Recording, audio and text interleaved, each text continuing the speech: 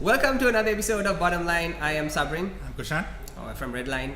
And we have more updates this week for you. But first, we have a nice mic. A really nice mic, in fact. Nice mic. So it's an Antelope audio mic, and it's a very expensive mic as well. And we didn't buy it. It was very graciously provided to us by Digital Ear. They specialize in all sorts of high-end audio devices like mics, home theater systems, any kind of speakers, installations, all of that. So we'll have a few links in the description. You guys can check them out. So big thanks to them. So you guys can hear us better, and we hope to have this thing running until they provide it to us, and hopefully for a long time. Yes, hopefully. So let's just dive right in.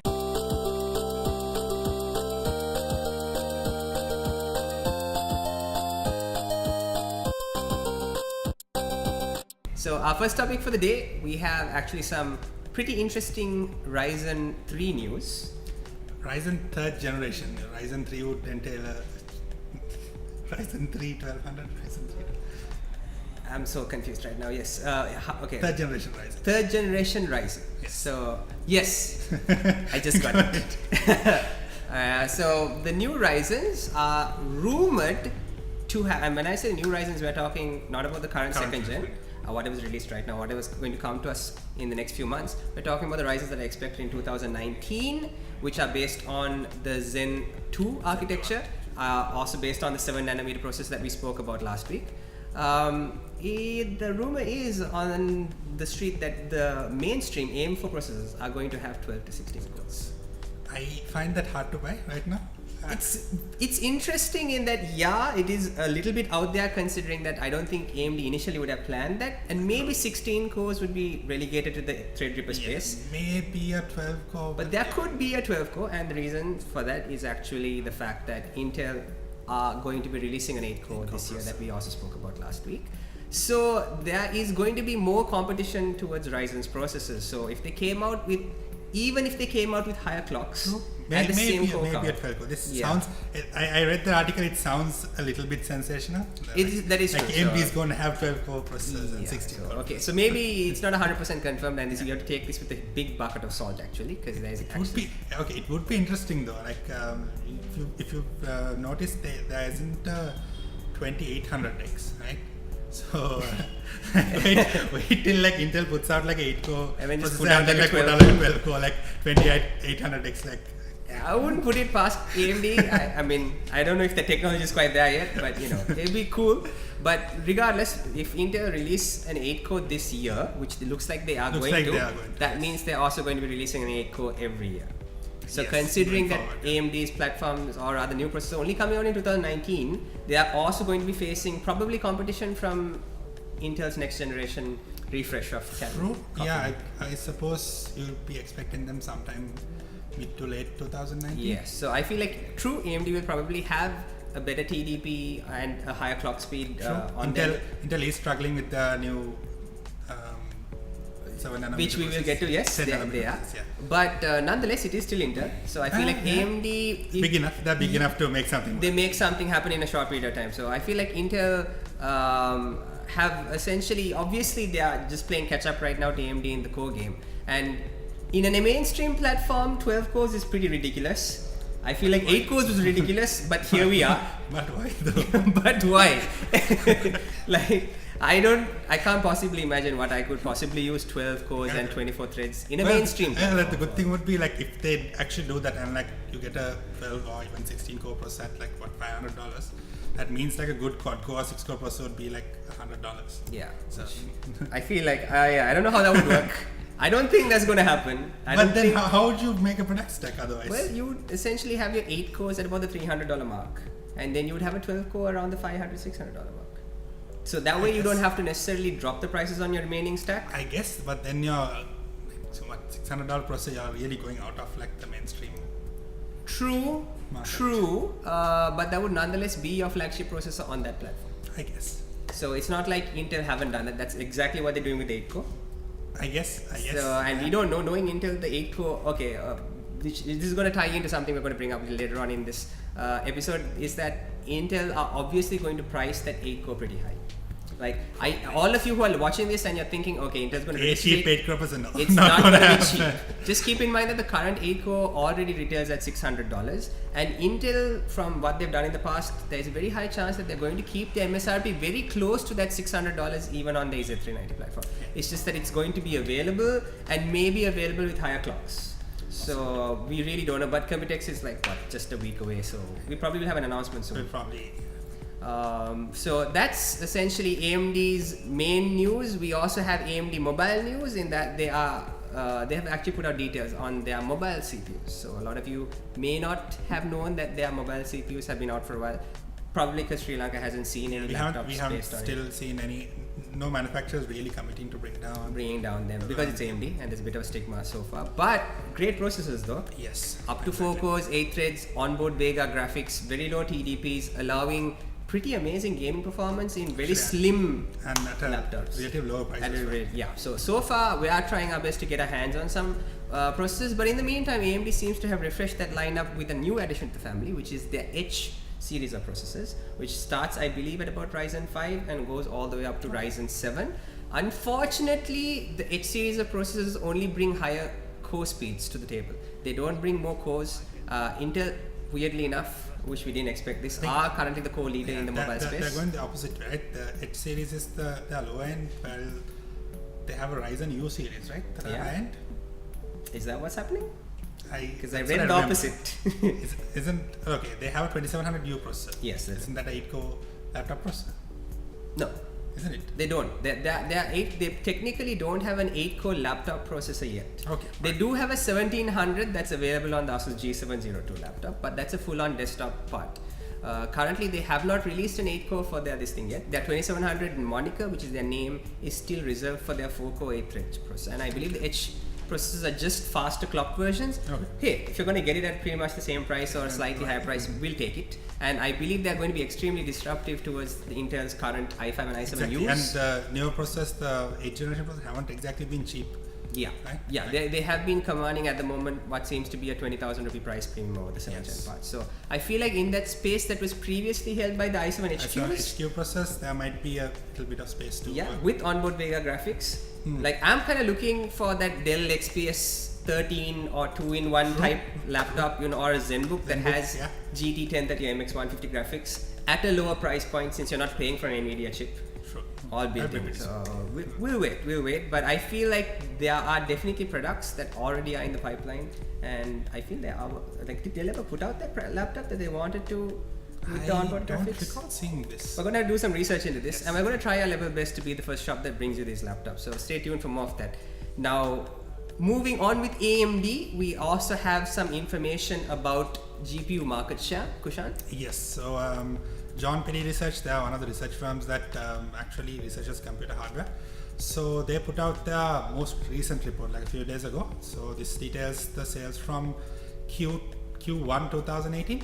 So this time last year, so end of Q2 2017, AMD had a market share of about 27%. Not great. So over the last 2 quarters, they've increased from 27% all the way up to 33%, and this quarter they've gone up even further. They've almost reached 35%. That's pretty amazing. Keep in mind, these are numbers for add-in board partners. Add-in board partners. Add-in So means it's not considering integrated graphics at all, which Intel is still by and far. Intel has like 60-65% market share on all graphics devices, but considering purely add-in cards, that's pretty good. Pretty good. Considering Vega didn't really show up. Yeah, but then you have to keep in mind that it's not that Vega didn't show up; it's that all the Vega chips they manufactured. So, and they do count towards these numbers. They do. Everything that is manufactured and everything that was bought by like miners by the truckload also manufactured also count for these numbers. Yes. So, but considering it was at 25.75 and now we're at 35.65, pretty amazing. I feel like the mining demand would have played a big part in that. Massive part, especially since they haven't really had something mainstream new for the past 3 years. Yeah.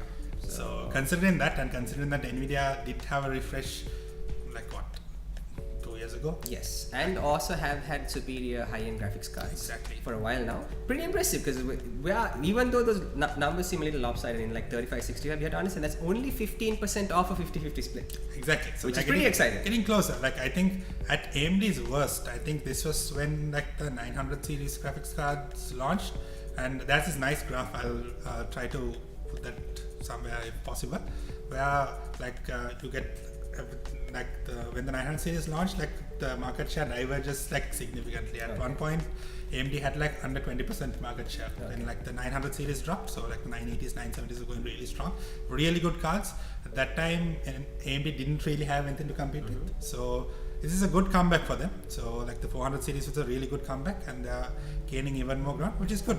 Which means we'll hopefully see more competition going forward. Yes, so competition always means better products for the consumer and lower prices, which is always good. What this means is actually AMD is making money, which means they have something to work with to put out products going forward. We have the new Vega cards we spoke about last week. We have Navi coming out in 2019, 2020. So hopefully those are impressive. Hopefully we see something this year. Hopefully we'll see. I mean, I feel like there's going to be a lot to talk about once Computex rolls around. Definitely. Next week's episode is going to be like just chock full of stuff.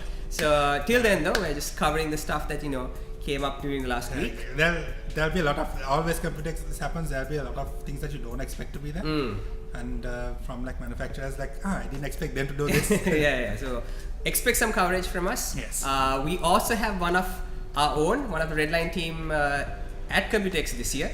So we will try to bring you some live streams and feeds if possible. At least some like first-hand footage. Of some products. So look forward to that coming up in the next few days.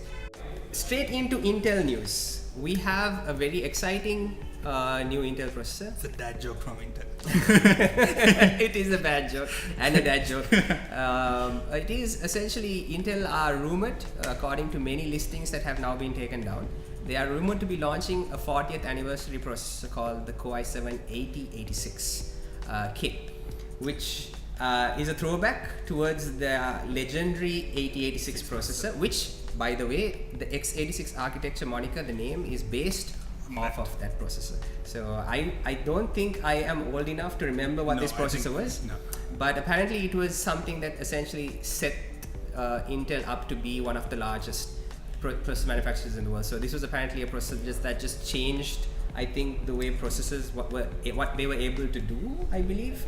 I haven't heard of this processor. I've known about it, that like this is something, but I didn't know. I think this is way before the Pentium days. Or this was before we were involved, at least. We were involved, we were knowledgeable about the subject. But long story short, please leave some comments below if you guys know about the 8086 processor. But this is anyone who has used one of those, that'd be awesome. That would be amazing. Yeah. I'm pretty sure like Safran would have like. He probably would know about this. Would have doubled with one of these at some point. Yeah. He's like the hardware guru and like the really old man of the company. Safran, if you're watching this, I'm sorry. But yeah, so that was called the 8086, and apparently it was a landmark processor that came out 40 years ago. So the fact that Kushan and I do not remember this, considering that we're only 30, is not, we don't feel that bad. We don't feel that bad. It was like 10 years before we were born. But long story short, essentially it is one of those processors that probably at the time, 40 years was a long time ago. That was true. 1965? 1967. My math is super bad. Please cut this part out. 1978, sorry. Is it? That's 48 years ago. Oh wow, okay. It's 10 years before you were Mom, born. if you're watching this, I'm sorry. Your money did not go in waste, I know. Weak math really. But yeah, 40 years ago, apparently this processor essentially put Intel on the map as one of the strongest chip manufacturers, and Intel want to celebrate that with their 40th anniversary. And yeah, so it's essentially nothing. It's not the 8-core processor, which is what we thought it was. Yeah, it's not. It's not. What it is though, it's a faster clock version of their current 6-core. It is apparently the first 5 GHz processor. So clocked out of the box. I was excited in that I thought initially that the base clock was going to be 5 GHz, but it's apparently a 4 GHz base clock on a 6-core 12 thread. That also turbos to 5. So I feel like 5.1. It's probably single core. Yeah, it's probably single core turbo. Still pretty impressive. 5 gigahertz out of the box. What is not impressive is that when this processor did go up listed, it was close to $480, which is quite a bit of was moolah. $486. Yes, so which is quite a bit of moolah. Which is also like a Oh, throwback. See? maybe Maybe. Intel are, you know, cheeky. I don't know if they can like maintain that, but the MSRP could be maintained, I guess. Could be, I guess. But yeah, so make what you will of that. Like you said, it was put up on quite a few retail websites in Europe and in Asia, and then taken back down. So I feel like they'll probably announce that. I feel Intel should probably fire whoever is responsible for all of this. Like, there's a ton of leaks over like the past 2 It is true, weeks. but I feel like, you know, these people do this on purpose. They do. Like, I usually. feel like the rest of us But look at it this going, is- oh, is it so hard for you to keep this under wraps, you know? But I feel like Intel intentionally just like, but then I don't know. I don't know what to make of this. It's like a lot of leaks. it is true that we have had quite a few. Quite As a you few. would have noticed, the last couple of episodes, very processor. Like heavy. usually how leak is like someone is like, I heard this, and this is like they keep putting stuff up and like taking them down. That's true. So But that is how I would do something if I wanted something to look like a leak. Well, I feel like what's going to happen is come Computex, I hope that they're going to launch their new 8-core, but alongside that they'll definitely announce this, and they'll probably launch these both processors alongside the Z390, which in all fairness they haven't officially launched yet. So all of this are probably at Computex in a week. But yeah, interesting processor. For those of you who have $500 to drop, in my opinion, there are a lot better processors that you can drop money on. But if we are one of those few people who are really doing something that is just purely clock speed dependent, which in all fairness, there are a few applications, you're going to want to buy this processor because you won't have to OC it. But again, you know, you could just buy an 8700K and overclock it, but if you're not an enthusiast and you just would rather Intel do it for you, you have a processor that is based that's for... why it exists. Like, you don't really have to, I think. That's true. So, you know, we'll probably bring it down and it'll be ridiculously expensive, and But I it'll be feel like available. somewhere is going to buy it. So, it If is you what want it to buy it, if you are watching this, like, we'll have it. is. We will have it soon as they announce it. So on the cheaper end of the scale, Intel has launched a few i3 processors for laptops. So as you guys may know, the i5s and the i7s for laptops, the U processors launched 6 months ago? Yeah. I think end of last year. i3s are notably absent. So they've finally got around to launching the i3 processors, and you saw the lineup, right? It's a bit weird, this lineup. So It is quite weird. You'd expect an 8100U or 8150U or whatever. So they have 3 chips.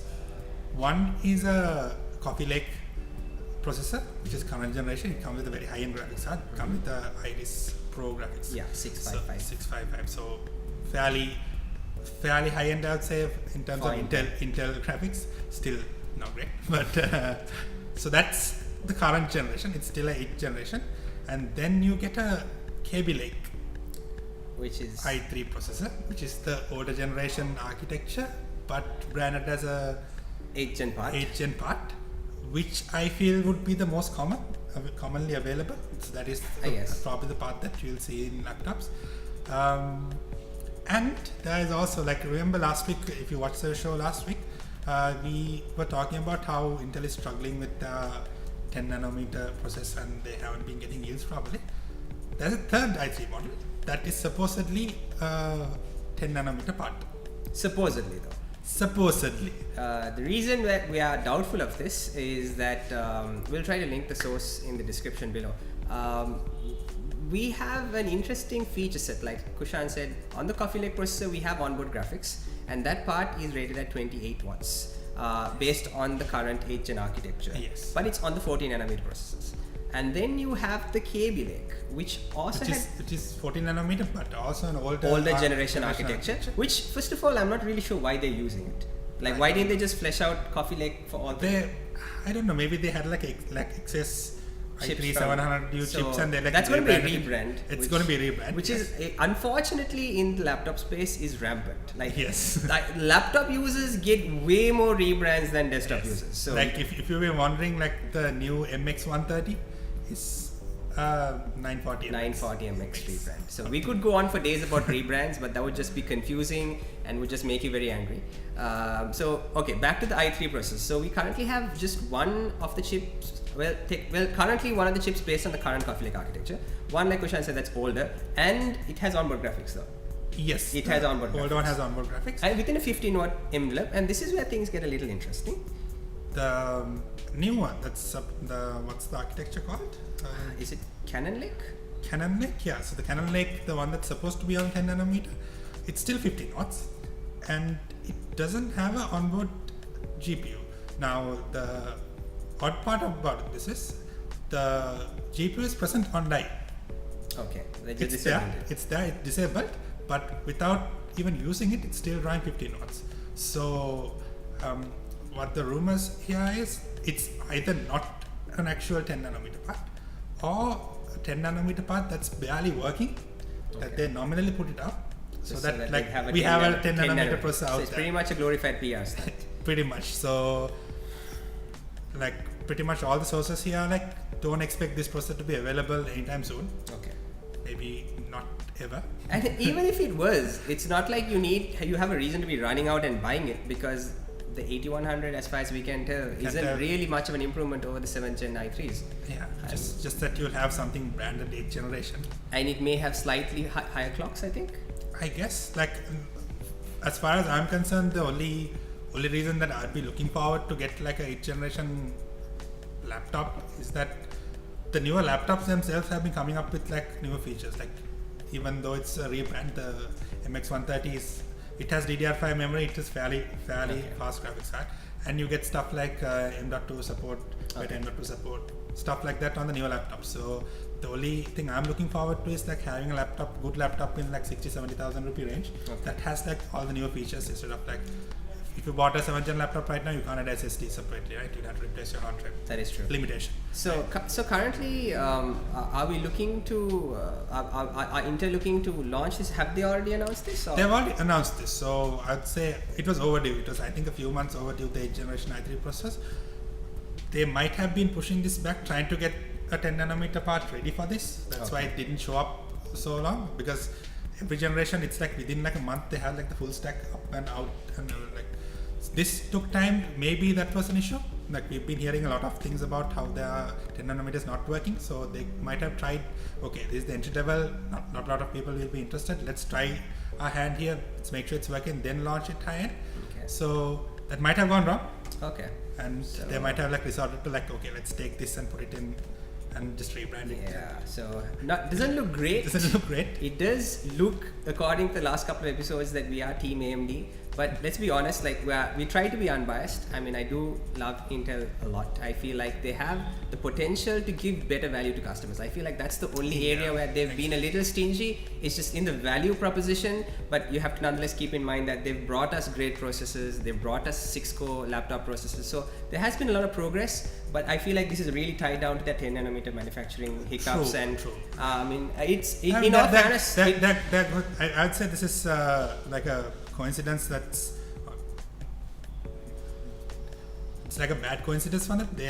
Just bad timing. Yeah. Just bad timing. They had a few issues with the manufacturing process, which probably happens to anyone, even someone as big as Intel. That is true. And AMD just coincidentally like launched some very strong products in that same time period. True.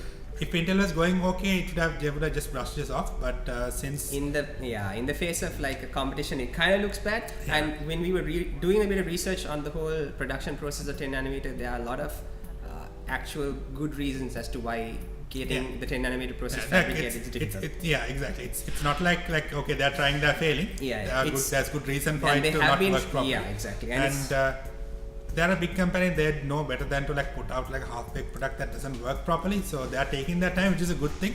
You don't want, just for the sake of having a product with a certain branding on it, to put out something unfinished. That would be worse. Yes. Right, than giving us like a polished product. Yeah. So it's okay. Take your time. Give us something good. Give us something great, and hopefully, the next year or two, we'll see some, ridiculously high core count processors both in the laptop and the desktop space. Yeah, Intel hasn't been sitting on theirs. Like they've put out some great products with the Intel Optane. Yes, so that would actually be the final Intel news that we have for the day, is that Intel, now you might have heard about Intel Optane, which for now to the consumers it has been pitched as a caching technology. So like the Intel caching technology from way back in the day, it's so old that I can't even remember which chipset this launched on. Was it 87? Is it 77? 77? 68. 68. That's why. Yes. That's why the 68 existed. The Yes. P67 was the high end. The 68 was the Intel, not Optane, caching technology, Some enabled, caching technology. where you could Smart put in a cache small something. smart cache technology. So it was like, back in the day when you could throw in like a small SSD and 2 GB SSD. and Intel had like built-in technology that would use it as a caching drive, so that you wouldn't have to put all of your stuff onto the SSD. You could continue using Because your own hard drive. This time, like when was this? 2010. Like SSDs are expensive. Like a 64 GB would have cost like 20k. Yes. So now we see 120 GB SSDs go for well under $10,000. And Intel have essentially put out, which wasn't in my opinion a compelling product. They had 16 and 32 GB caching SSDs. It was a great product. It's just that we felt a little bit. It was neither here nor there. A little bit pricey for what it offered. Yes. Yeah. So because what it really had to offer was, it was bringing back that old school caching technology, which in a day where 120 GB SSDs were going for like $35 to $40, didn't really have a place. So it was kind of one of those products that was neither here nor there. But Optane had some interesting things going for it, in that it had fantastic endurance, it had amazing latencies, which were well below any other SSD, or very close to RAM, not quite as good as RAM, but in between SSDs and RAM. Amazing endurance, amazing random IOPS performance. So what Intel also did tell us, that all the products that we've seen so far, we've seen quite a few Optane products in the enterprise space. They've got large SSDs, PCI Express SSDs, That was actually a good product. Yeah, which is an amazing product, an expensive product. But if you're in a corporate environment, if you want the best, then it was a great product. And yeah, it was an amazing product. But right now, what Intel did tell us was that that was the first generation of their technology, and as you know, or you may not know, is that 3DX Point, which is what all of this is based on, essentially is from a joint venture between Intel and Crucial. And this is the first generation of products that they're putting out, so they were ironing out some issues, and the eventual long-term plan for the project, according to both Crucial and Intel, was that they wanted to replace regular RAM. See, the way regular RAM works right now is that RAM is essentially random access memory. It doesn't retain information after you shut down your PC like conventional storage does. But at the same time, the nature of RAM technology allows it to have ridiculously high read speeds and extremely low latencies. So what Intel was trying to provide was a product that could retain information after you shut down your PC, while also providing the extremely high speeds and low latencies of RAM, which is what we are starting to see now with their announcement that they have finally put out Optane memory modules. They're calling this, I can't remember what they're calling this. I think they're calling this Optane memory It doesn't say. something. So what this is essentially, it's not their regular caching SSD. It is Intel Optane memory that is designed to go into your regular DDR4 RAM slots, their DIMM slots. So that's pretty interesting. So it's I think going to be available very soon, although not to the consumer space. It's mainly aimed currently at the server and enterprise space. So this is going to be ECC RAM, and it's going to come in capacities of 128, 256 and 512 GB per DIMM. Why this is important, and we'll address this now actually, is because that the regular person is never going to need more than 8 to 16 GB of RAM, or 32 or 64. You're like, okay, what are they going to do with 500 GB of RAM? As you know, regardless, right now ECC DDR4 500 GB of RAM is ridiculously expensive. Even a 128 GB module is ridiculously expensive. Actually, I don't think there are 500 GB modules. I think the largest module right now is 128 GB. 64 or 128? I think 128. It's the largest. Yes. So right now, what this allows Intel to do is it allows. How much would that cost? About 120 GB on a single module. About 300k. 300,000 at least. Yeah. Right, so that's pretty expensive. Right? So what Optane would allow you to do is it would allow you to get 128 GB of memory, quote unquote memory, at probably at least half the price of regular RAM. Yeah. Maybe lower, and it'll allow you to saturate each of these. I mean, like think of it in between. Like how much is a 120 GB SSD? Right. It's a really good one. Say 10,000. 10,000. Yeah. So you're looking at. That's the gap you had to fill, right? So yeah, between 10 and 300,000. It's very easy. So you can see why this technology so like is very exciting. even if it costs like say 150,000, that's still half. Still half. So for data centers who actually have literally terabytes of RAM on their servers, this is going to be just massive, literally millions of dollars saved on memory costs. So if Intel can get the performance, it doesn't necessarily need to match RAM, does exactly. it just has to come very close to RAM performance, and they're able to offer because these capacities. you have to understand, these are not systems that people will be using all the time. Yes. Data back and forth. It's more critical that there's actually capacity, there's enough RAM to work on, and they also are releasing with ECC support, so there's going to be double error checking on these modules. So what we're going to see is probably data centers scale their RAM from maybe 2 TB per system to maybe, I don't know, 10 TB, 20 TB, and this is going to be amazing. Like, I can't wait for this product, and maybe hopefully some publications to put out information on this product and see what the benchmarks are like, because what we are seeing right now is a little glimpse of the future. Yeah. So pretty exciting stuff. So again, we will try to provide the link for this article and you can actually find out what the name of this product is. Finally, we have a little plug-in for our next RLG event.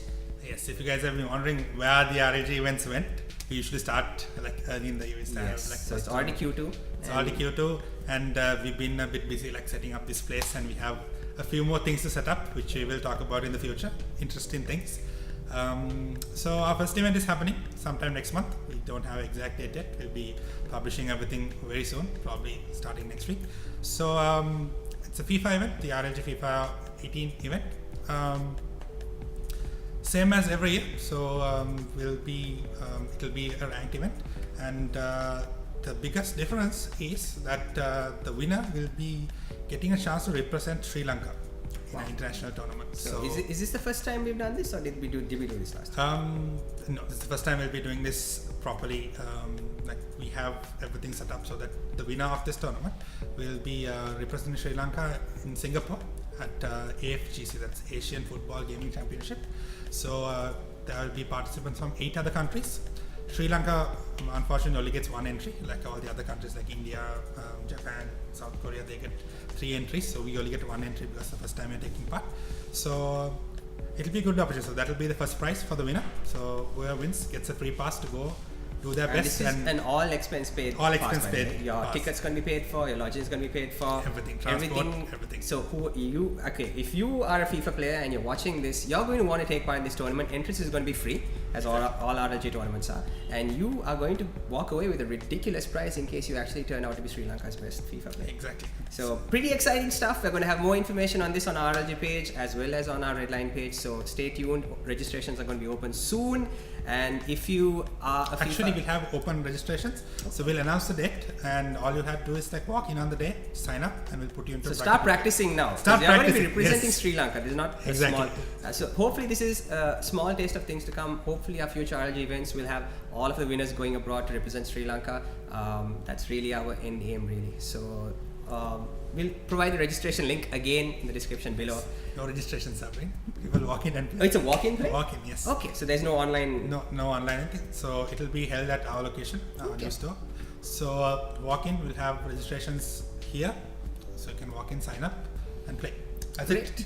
So that is it. That is a wrap. Thank you for being with us, and we will see you guys next week with Before more we updates. Go, again want to thank Digital Ear for providing Thank you so us. much. This is an amazing mic, and if you guys listening to this, you guys have been asking us to get a better mic. Well, we have. And it's a 200,000 rupee mic. Thanks to Digital Ear. Hats off to them. Let us know if you guys enjoy the superior audio quality, and we will see you next week with Computex updates.